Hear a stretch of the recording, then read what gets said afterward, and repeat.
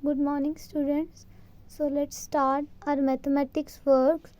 So today we will start next exercise, that is exercise 18D, sum number 1.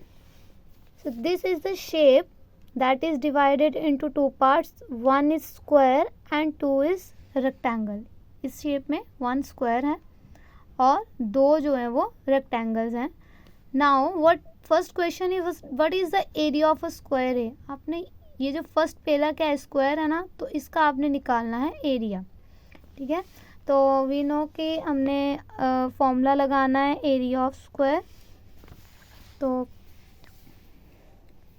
What is the area of square, side is equal to 6 metre. Area of square A is equal to side multiply side, means 6 metre multiply 6 metre is equal to 36 metre square. Then next question is what is the length of rectangle B.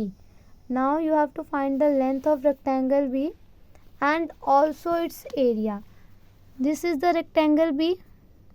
Firstly, breadth is already given, that is 4 meter, and we have to find its length. तो अगर length find out करनी है तो इसकी already bottom में total length दी हुई है C rectangle की, और उसका जो हाफ पार्ट है मीन्स हाफ 10 मीटर बताया हुआ है. आउटर पार्ट मीन्स अगर आपको इसकी लेंथ फाइंड आउट करनी है, अगर हम टोटल में से 10 मीटर माइनस कर देते हैं तो हमारे पास इस वाले पार्ट की जो लेंथ वो हमारे पास आ जाएगी. तो हमने क्या किया, 23 metre minus 10 metre is equal to 13 metre. तो 13 metre is the length of rectangle B. Now next question is what is the area of rectangle B. Now for area of rectangle B is equals to length multiply breadth, means 13 multiply 4. 4 is the breadth that is already mentioned in the diagram, and 13 is the length that we find. Okay, next its answer is 52 meters square. Question third, what is the breadth of the rectangle C. Now we have to find the breadth of rectangle C. This is the rectangle C. We have to find its breadth. Rectangle is already given, that is 21 meter. Now we have to find its breadth. 23 meter is the total length. We have to find this breadth. This is the total breadth of this shape. Okay, and this part is 6 meter long and its half part is 4 meter long. Means ये 6 meter है और ये 4 meter है. अगर हमें ये वाला part का जो वैल्यू है वो फाइंड आउट करना है तो इन दोनों को हम क्या कर देंगे, -21 में से. सो पहले 10 + 4 क्या आएगा, 10 मीन्स यहाँ से लेके यहाँ तक की जो लेंथ है डेट इज़ 10 मीटर. उस 10 मीटर को अगर हम 21 में से माइनस कर देते तो हमारे पास इसकी वैल्यू आ जाएगी. So 21 metre minus 10 metre is equals to 11 metre. So now next question is find the area. So put the formula area of rectangle C, length multiply breadth. Put their values, 23 meter multiply 11 meter, and its answer will be 253 meter square. Now हमने area जो है वो square ए का भी निकाल लिया है, rectangle B का निकाल लिया है, एंड रेक्टेंगल सी का निकाल लिया है. Next fourth question is what is the area of this shape. Now we have to find the area of whole shape. अब हमने डिवाइड करके एरिया फाइंड आउट कर लिया. नाउ आपने क्या करना, लास्ट में उन तीनों के एरिया को क्या कर देना है, add. So area of shape is equals to area A, area B, area C. Area 1 कितना आया था, 36 metre square. Area B 52 metre square. Area C 253 metre square. तो उसको जब आप प्लस करते हो तो answer will be 341 metre square. This is the answer of this sum. Next question, second. Write the question from your book on your classwork notebook. Okay, second question is find the area of each figure. Now यहाँ पे आपको different figures दिए हैं. Clear? आपने सभी का क्या निकालना है, एरिया.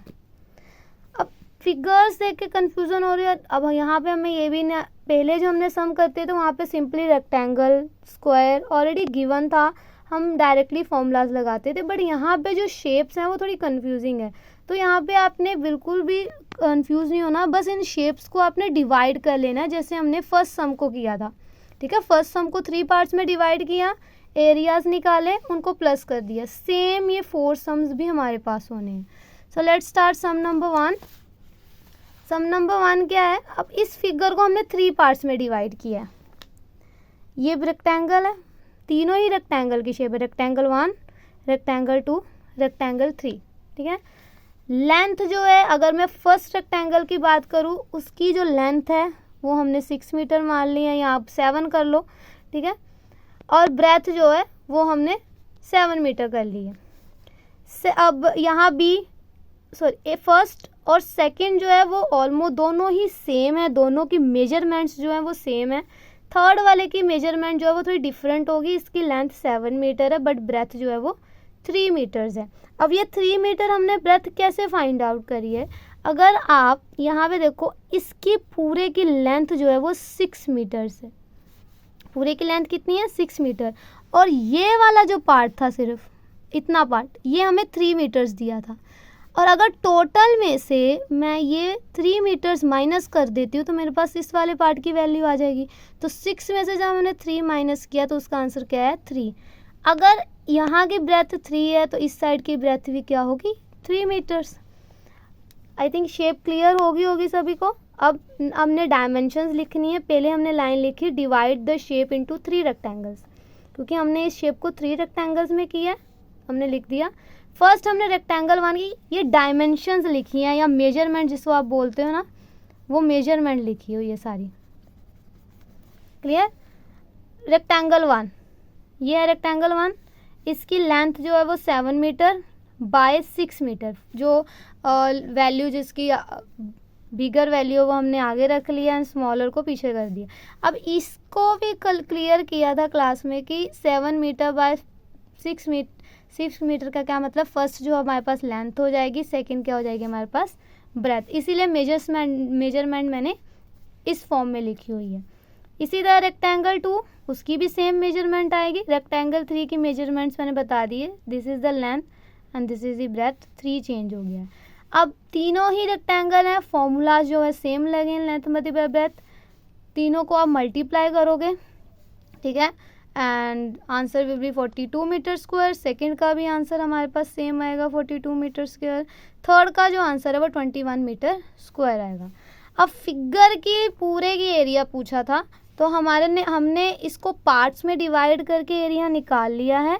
अब जितना भी एरिया निकाला है उसको हम सम अप कर देंगे। तो area 1 plus area 2 plus area 3, जो वैल्यूज़ आई हैं उन सभी को क्या कर दिया हमने ऐड, तो हमारा आंसर क्या आया? 105 metre square. Clear? Next second sum. अब यहाँ पे इस पार्ट का अगेन क्या फाइंड आउट करना है? एरिया। इस पार्ट को हम डिवाइड कर लेंगे। फर्स्टली हमने इस साइड से डिवाइड किया, तो ये मेरे पास किसकी शेप है? रेक्टेंगल की।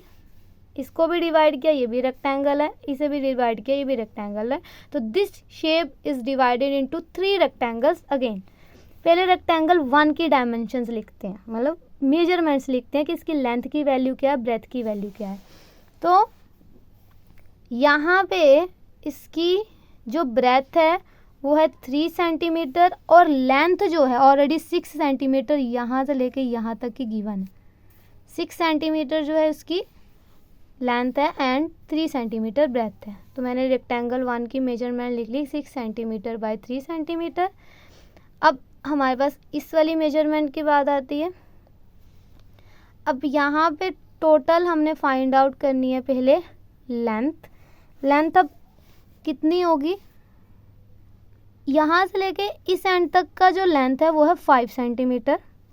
फिर इस एंड की जो लेंथ वो है 3 सेंटीमीटर। अब 3 सेंटीमीटर कैसे? अगर ये वाली ब्रेथ 3 सेंटीमीटर है, इट मीन्स इस साइड भी 3 सेंटीमीटर होगा। ठीक है, तो 5 + 3 कितना हुआ हमारे पास? 8 सेंटीमीटर। मीन्स यहाँ से लेके यहाँ तक की जो हमारी लेंथ आई है वो है 8 सेंटीमीटर। ठीक है, तो ये होगी लेंथ। नाउ ब्रेथ की बात आती है, तो ये थी टोटल इसकी ब्रेथ, इस शेप की। ये जो ऊपर वाली साइड है that is the breadth. But हमें जो ब्रेथ चाहिए वो सिर्फ इस वाले पार्ट की चाहिए। तो इस वाले पार्ट की ब्रेथ निकालने के लिए ये टोटल में से हम ये वाला पार्ट जब माइनस करेंगे तो हमारे पास इसकी ब्रेथ आ जाएगी, तो 12 माइनस 6 इज इक्वल्स टू 6। तो यहाँ के भी डायमेंशंस आ गई 8 एंड 6, हमने लिख लिया 8 एंड 6। अब जो सेकंड था उसकी डायमेंशन इसके जैसी है, मीन्स 6 सेंटीमीटर जो इस वाले पार्ट की लेंथ है एंड 3 सेंटीमीटर ब्रेथ है, इसको लिखा। देन एरियाज हमने फाइंड करना है, तो area of rectangle 1 again length multiply breath, rectangle 2 का भी सेम, रेक्टेंगल 3 का भी। जब हमने दोनों नंबर्स को मल्टीप्लाई किया 18, 6 is 18, 8 6 is 48 centimetre square, 6 is 18 centimetre square. But अब हमारे पास यहाँ उन्होंने आपको टोटल कहा है कि एरिया कितना है इस शेप का, आपने एरिया फाइंड आउट करना था। तो हमने 3 एरियाज ऑलरेडी पार्ट्स में डिवाइड करके किए, लास्ट में इनको क्या कर देंगे ऐड, हमारा आंसर आएगा 84 centimetre square. Next shape is this one.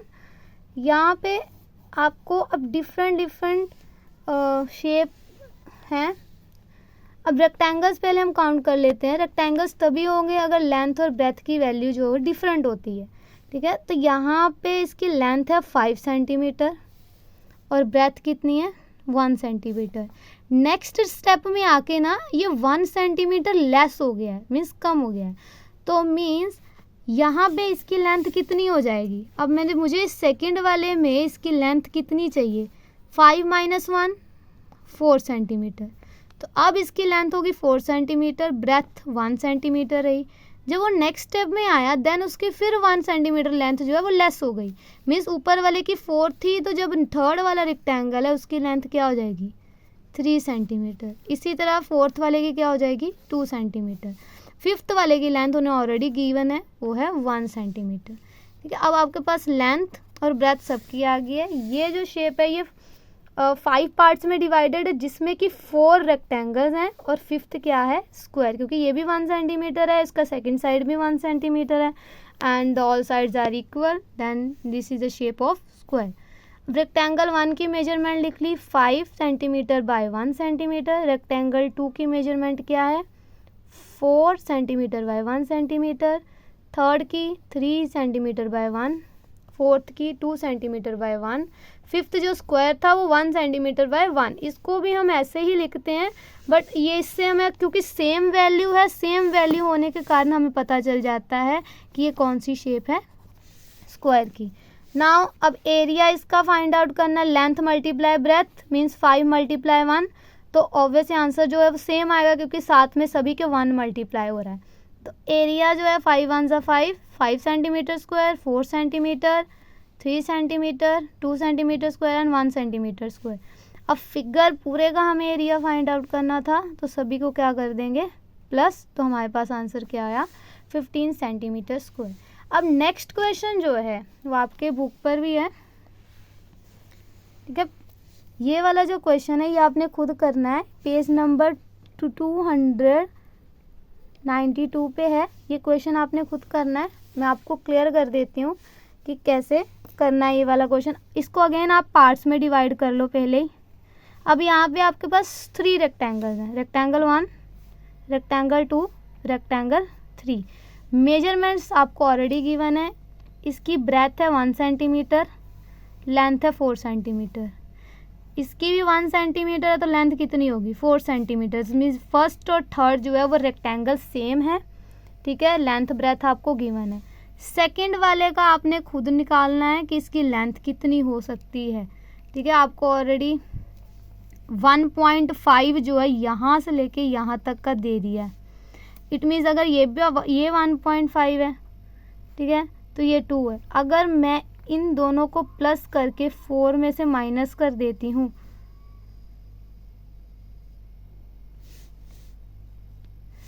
Then हमारे पास इसकी वैल्यू भी आ जाएगी, ठीक है। सो अब आपने ये सम जो है वो खुद करना है। तीनों रेक्टेंगल्स की जो है वैल्यू फाइंड आउट करनी है कि कैसे आएगी। आपने ये वाली ब्रेथ एक्चुअली फाइंड आउट करके पूरे का एरिया निकालना है। Yeah, this is your homework and do this work on your homework notebook. Next question.